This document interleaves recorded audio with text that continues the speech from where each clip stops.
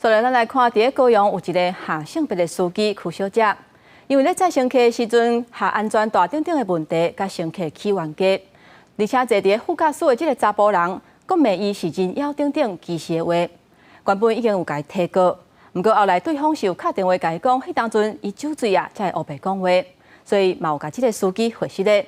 因那这个司机尾唱嘛决定不爱甲伊告啊。 这阵查甫人叫车，车才开无偌久，坐伫前座的乘客就甲司机冤家。前面安全带要系哦，把音乐关掉。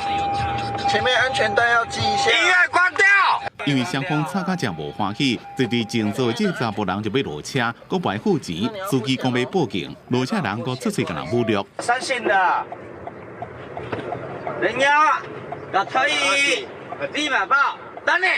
邱小姐是跨性别司机，伫高雄开车已经3年多，2000早起7点多，互人用歹听话侮辱。伊讲，这个骂人的查甫人看起来是啉酒醉，不过这是第一遍互人安尼侮辱。本来已经去法院提告，不过要让对方下昼有敲电话来回失的，讲家己啉酒醉，所以邱小姐决定把告诉撤回。他没有对我做出什么肢体上的伤害或者身体上的伤害，但是这些。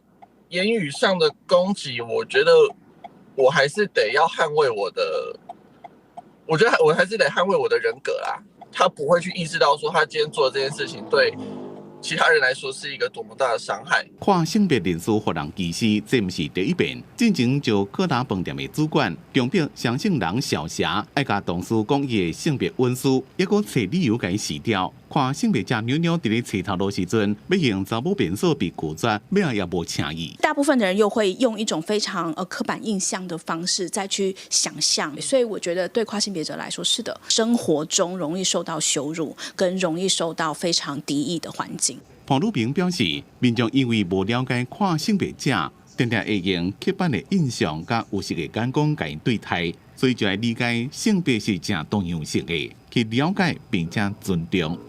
记者综合报道。